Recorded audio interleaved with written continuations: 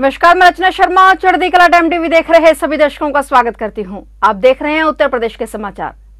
उत्तर प्रदेश के मुख्यमंत्री योगी आदित्यनाथ ने राजनांदगांव शहर में रोड शो किया और उनके साथ पूर्व मुख्यमंत्री डॉक्टर रमन सिंह मौजूद थे। इस दौरान सीएम योगी आदित्यनाथ ने पूर्व मुख्यमंत्री डॉक्टर रमन सिंह के लिए वोट मांगा। उनका रोड शो गुरुद्वारा चौक से शुरू हुआ, जो मानव मंदिर चौक, भारत माता चौक से होते हुए गंज चौक में जाकर समाप्त हुआ। उत्तर प्रदेश के मुख्यमंत्री योगी आदित्यनाथ अपने एक दिवसीय प्रवास पर छत्तीसगढ़ के दौरे पर थे, जहां उन्होंने राजनांदगांव शहर में रोड शो किया। सीएम योगी के रोड शो में लोगों की काफी भीड़ उमड़ी और उनका भव्य स्वागत किया गया। इस दौरान आम सभा का आयोजन किया गया, जिसमें सीएम योगी आदित्यनाथ ने प्रदेश सरकार पर जमकर निशाना साधा। उन्होंने प्रदेश सरकार पर कई भ्रष्टाचार के आरोप लगाए। गोबर खरीदी में घोटाले से लेकर पीएससी तक के मामले को लेकर सीएम योगी आदित्यनाथ ने राज्य सरकार पर निशाना साधा। भाइयों बहनों, जिस छत्तीसगढ़ के प्रकृति और परमात्मा की सीम कृपा से जो छत्तीसगढ़ प्राकृतिक संपदा से भरपूर है, प्राकृतिक संपदा से, अपनी वन संपदा से, खनन संपदा से, प्रकृति के अनमोल रत्नों का खजाना है, जिस छत्तीसगढ़ को डॉक्टर रमन सिंह जी के नेतृत्व में एक विकसित छत्तीसगढ़ के रूप में स्थापित होते हुए छत्तीसगढ़ ही नहीं पूरी देश और दुनिया ने देखा है। आज छत्तीसगढ़ फिर से सिसकियां दे रहा है। वहां पर फिर से जिस प्रकार की स्थितियां देखने को मिल रही है, वह हम सबके लिए चिंताजनक होनी चाहिए। और भाइयों बहनों, एक और मोदी जी विकास के लिए पैसा भेज रहे हैं। पिछले 5 वर्षों में जितना पैसा आया हर घर नल के लिए, पैसा यहां जमीन पे नहीं लगा। गरीबों के लिए आवास का पैसा आया, जमीन पे नहीं लगा। स्वास्थ्य के लिए पैसा आया, यहां पे जनता को लाभ नहीं मिला।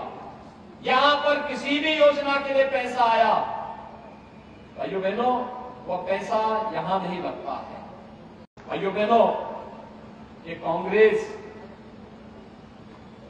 देश की एक समस्या है, देश की एक समस्या का नाम है। इसने आतंकवाद की समस्या दी,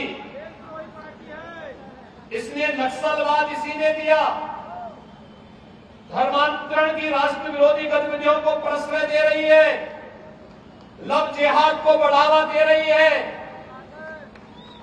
अगर डॉक्टर रमन सिंह जी मुख्यमंत्री रहे थे तो क्या कवर्धा में कर्फ्यू लगता? क्या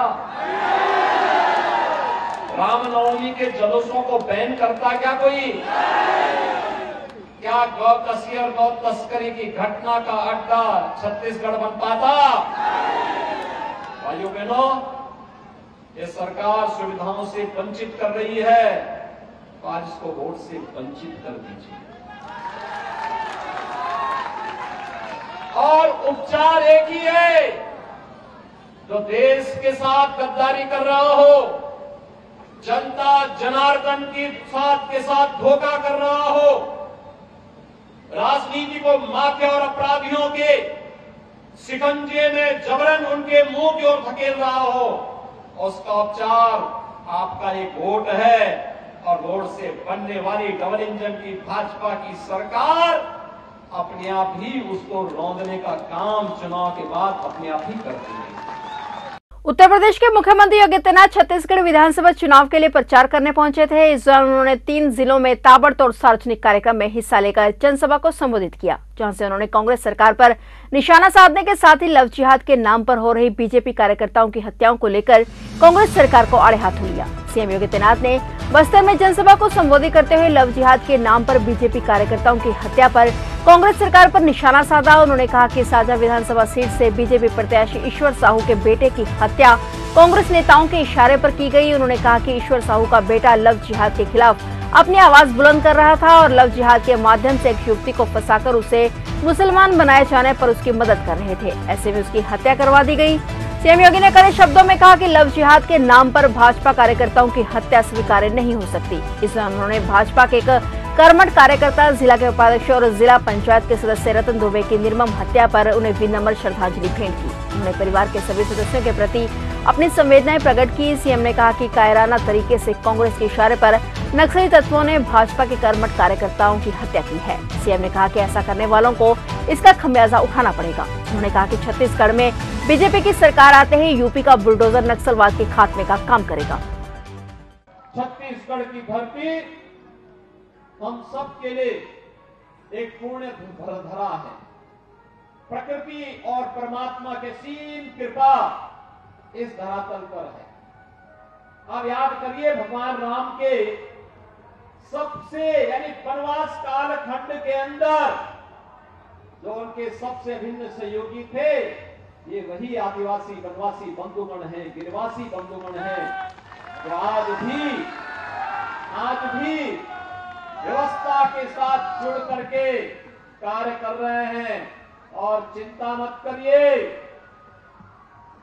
ये सब सेना भगवान राम के साथ हजारों वर्ष पहले भी देश के लिए लड़ा था।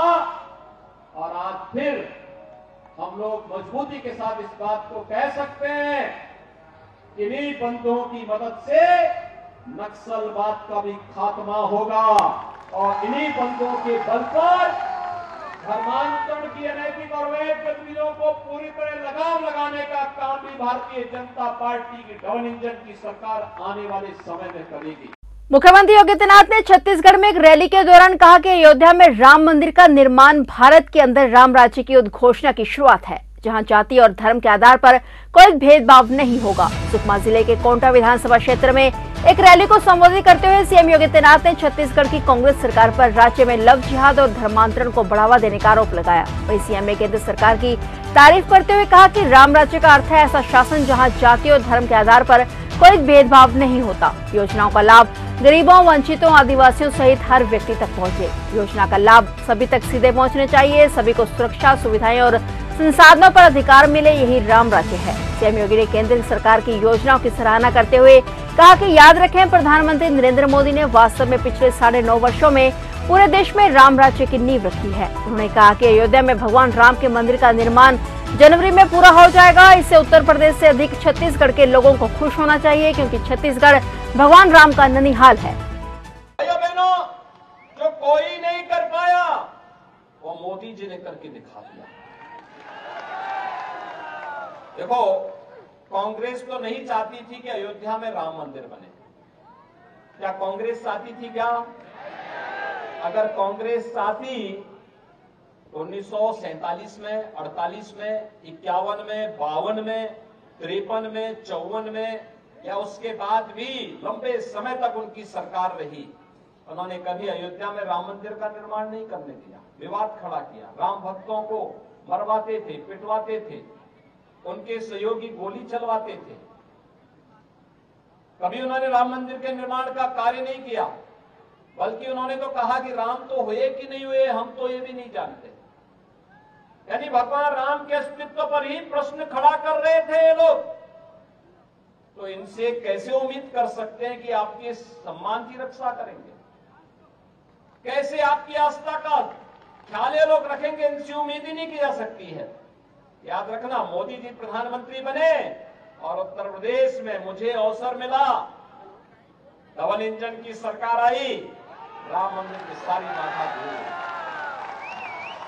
आज राम मंदिर बन रहा है ना भाइयों बहनों। हम लोग तो जो बोलते हैं वो करके दिखाते हैं, जो बोला उसको कर दिया, क्योंकि हमारे लिए अपना कुछ नहीं है। जो कुछ है देश के लिए है, समाज के लिए है। प्रधानमंत्री मोदी जी के लिए तो 142 करोड़ की आबादी उनका परिवार है, और इसी विश्वास के साथ वे देश के अंदर पूरी मजबूती के साथ कार्य कर रहे हैं। तो ये थे उत्तर प्रदेश के समाचार, और नए समाचारों के साथ फिर से हाजिर होंगे। तब तक के लिए देखते रहिए चढ़ती कला टाइम टीवी।